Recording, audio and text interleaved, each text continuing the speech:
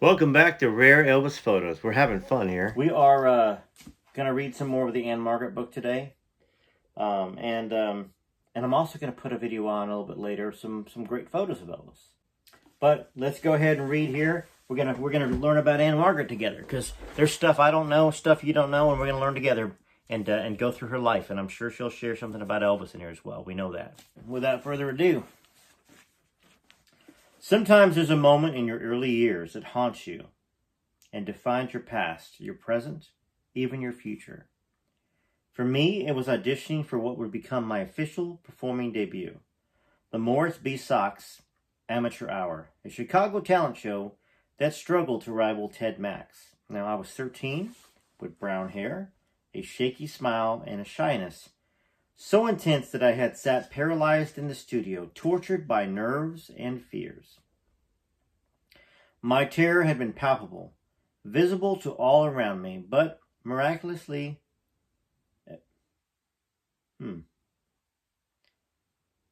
ephemeral. Ephemeral.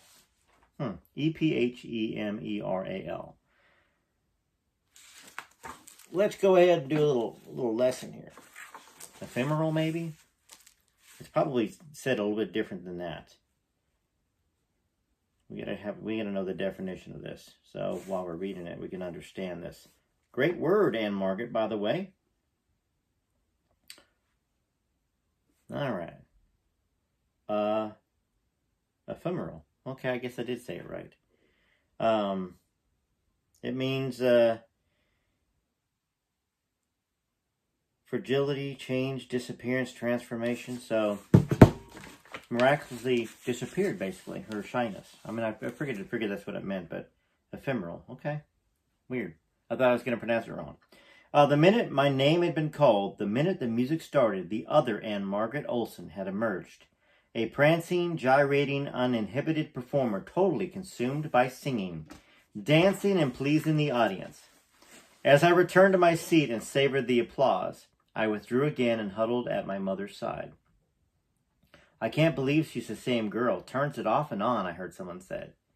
I can't believe it's the same girl.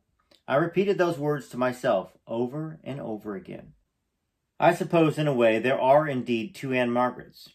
I wish I could tell you that I fully know and understand both of them, but I would be lying. I do know what makes Ann-Margret the performer emerge, and it's very literally the sound of music. I hear a beat, a tempo that moves me, and it's as if I'm transfixed. And it's been that way right from the beginning, when I was just a little thing with ringlets, big eyes, and an adoring audience of Swedish relatives. In Valsjöven, Sweden, where I spent the first 6 years of my life, music was the major release. In this tiny, population was 150, town of lumberjacks and farmers high up near the Arctic Circle, there were no movie theaters and few radios, but there was always the sound of my mother singing cheerful folk tunes. And by the time I was 3, she and I were harmonizing virtually every evening. My mother's brother, Uncle Callie, or Uncle Cal, often added his accordion. At get-togethers, my other relatives joined in too. And of course, even though I was a ham and loved to take center stage, I quickly learned that I had a pleasant singing voice and that people responded to it. But what mattered most to me was the happiness I saw in my mother's face when she heard me sing. At 3, I certainly had no conception of what it meant to be an entertainer. But I wanted to please my mother, grandmother, and Uncle Cal, just as I wanted to please big-time audiences in the years to come. I had this desperate need to be a good little girl, to do what was expected of me, and in my house that meant singing. I'm sure that some of this passion for music stemmed from loneliness. It was just mother, grandmother, Uncle Cal, and me for those first 6 years. And I missed the father I could not remember, and fantasized about him terribly.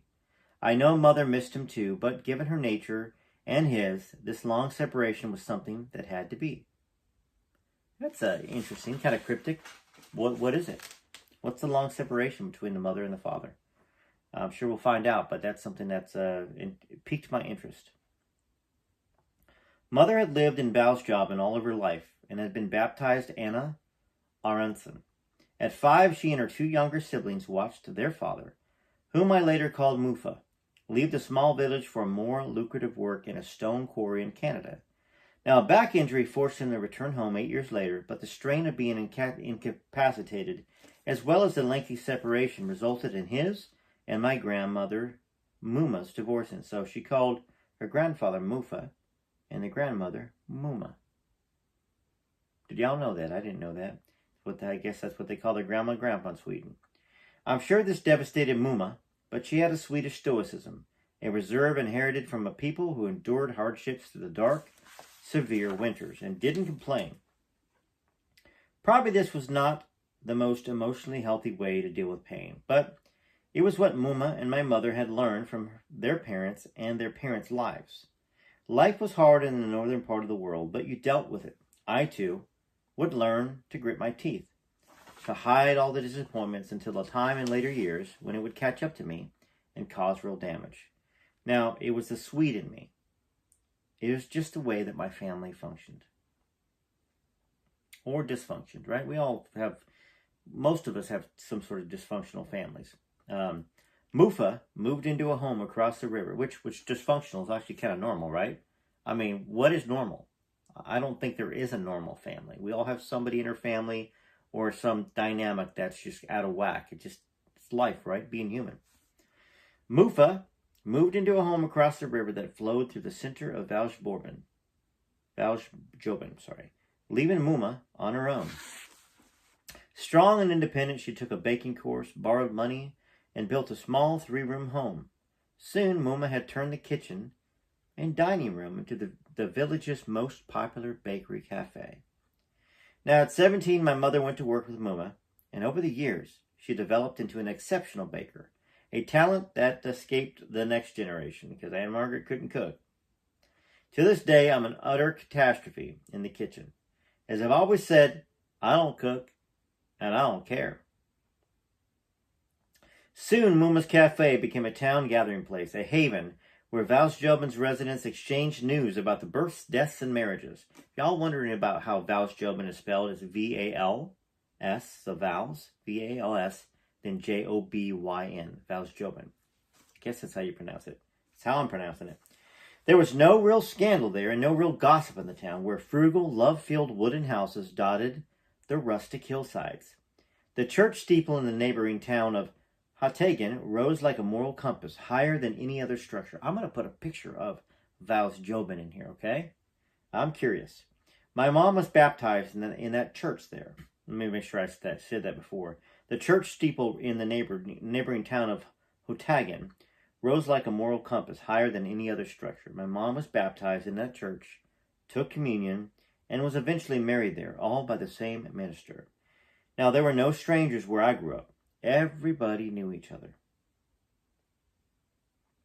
Even today, the insular word, free of strife, is my idea of paradise. But I'm not sure I could have stayed there, and my daddy apparently felt the same way. The cloistered small-town existence was making him restless. Gustav Olsen had a vision of life that extended behind Valjobin. A strong man and a very taciturn one, he was possessed by the same restless, roving soul of the Swedish navigators who'd set sail centuries before from Ornskoldsvik, the coastal city where he was born. That's a word. O-R-N-S-K-O-L-D-S-V-I-K. Ornskoldsvik. Ornskoldsvik. Almost sounds Russian. As the oldest of 2 boys, Daddy was expected to take over his father's profitable taxi business at some point. But such a reasonable, sensible, comfortable life wasn't for him. Daddy had a definite rebel streak, the same streak I would exhibit later in years when I forged a career in show business. Now at 17, consumed by a spirit of adventure, Daddy set out for Canada. Just like her grandfather. A pattern there. Set out for Canada. A year later, he hid beneath a truck and he crossed into the United States. A gypsy at heart, Daddy had no problem giving up his share of the family business to his brother Hasse, H-A-S-S-E, and settling in Chicago, where he found work with the Johnson Electric Company. He also met my Auntie Mina and her husband Charlie who had arrived there years before. They probably wrote him a letter, I would think, and said, hey, come on over to Chicago. Huh. Well, we know that's where they went because she talked about being 13, auditioning in Chicago. It's a spoiler alert, right? I'm sure y'all heard that and deduced that. Alrighty.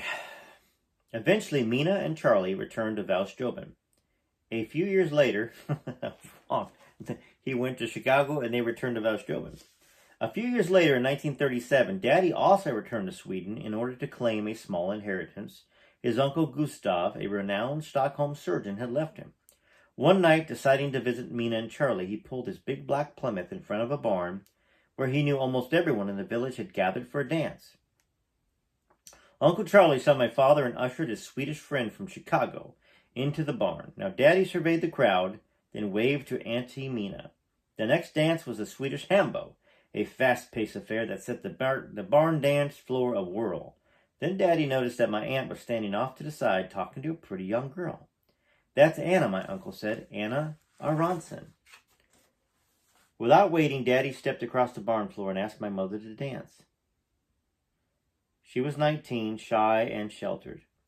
He was 18 years her senior and had traveled extensively and collected a number of experiences, including 2 broken engagements. Daddy had a bit of the rascal in him. Okay, so I guess this is the beginning of when her daddy, 1937, okay, makes sense, met the mama. Okay.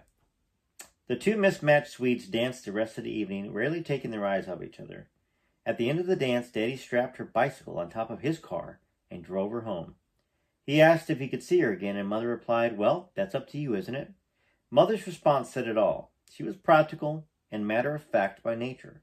Yet there was a winsome charm beneath her careful reserve, and Daddy was smitten. The one thing Daddy hadn't anticipated while back in his native country was falling in love. He constantly mentioned his life in Chicago, and he tried to persuade Mother to move there with him. But she wouldn't even consider such a far-fetched notion.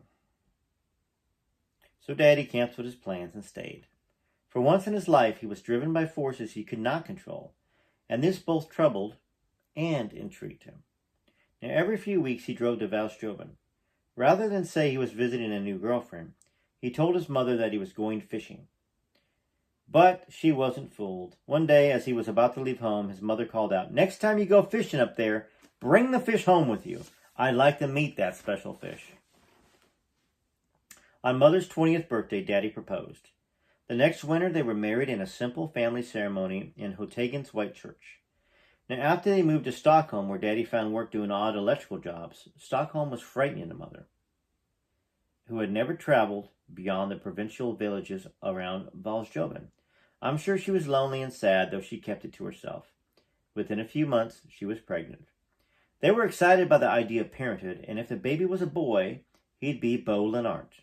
And if the baby was a girl, she'd be called Ann-Margret, after a Swedish swimming star Mother admired. Isn't that weird about your brain? I read Swedish swimming, and I said Swedish fish. Maybe because fish swim. A Swedish fishing star Mother did it again. A Swedish swimming star Mother admired. Now, not long after I was born, on April 28, 1941, Daddy began communicating with his old employer, the Johnson Electric Company in Chicago, requesting whatever papers were necessary for him to return to work in the U.S. Mother was steadfast in her approach to such a move, and it created quite a strain behind my parents. But things were different then. In the traditional Swedish household, the man made the major decisions, and the wife was expected to comply. My mother, of course, understood this not-so-delicate balance, but she was not, despite her reserve, a compliant woman. It was also a difficult time. The world was in the grips of World War II. Sweden had remained neutral, but the war still cast a pall of fright and uneasiness that was inescapable no matter where you lived. Even so, when Daddy's work papers arrived, he made plans to leave for the U.S. alone. Mother couldn't imagine a place as far away as America. Nor could she imagine going there. Yet Daddy's mind was made up. America was going to be our home. He would go first, but the family must follow. Mother was furious. After all, she was newly married and a mother. Furthermore, the move to Stockholm had been traumatic enough. She did not want to go to this place called Chicago. But Daddy was adamant. He'd send for us when passage was safe, he informed Mother. With the war still raging, that was hard to predict. And what if I don't want to come, Mother protested. The answer was simple. That wasn't a choice. As Daddy made his way to the U.S. aboard a freighter, Mother closed our apartment in Stockholm and returned us to the more familiar, secure surroundings of Valsjöben. We weren't the only arrivals, though. Even though Sweden was neutral, more than 1,000 uniformed young Swedish men encamped within the boundaries of Valsjöben. With German soldiers in Norway, a mere 10 minutes away, the soldiers were there for our protection. I like it. Swedish soldiers, huh? 1,000. Well, it makes sense, you know? World War II, Hitler, all that stuff. We moved in with Muma and Uncle Callie, and Mother went to work at the bakery, as she had done before getting married. Now, it was like old times, except that the soldiers packed the cafe's downstairs room so tightly that it was almost impossible to walk from one room to the next without tripping over someone's boots. And I must admit, I loved the attention. They encouraged me to sing and dance, and I delightfully complied. That's where the ham was born, really, right there. 1,000 Swedish soldiers. And the little cute Ann-Margret. Got to be a picture of her at 4, 5, or 6 or something like that in here. Oh, there we go. Looks like Brad Pitt's with her. Y'all gonna love this, okay? This is gonna take us to the conclusion of the reading today. Check this out. Look at the Ann-Margret with Brad Pitt there, the soldier. Kind of like him, doesn't it?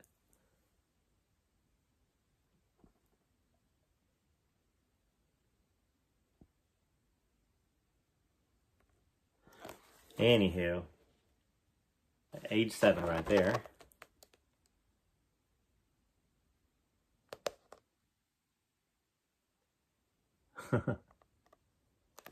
All right. Well, I love it. This is a good little book. It's going to take us a while to get through this book. I think we're gonna need it in sections of 10, 15 minutes and not 30, 45. That's probably the best pace for this book to go. So let me know what you think about it. And I sure love Ann-Margret. I know y'all do too if you're reading along with me. So yeah, that's it.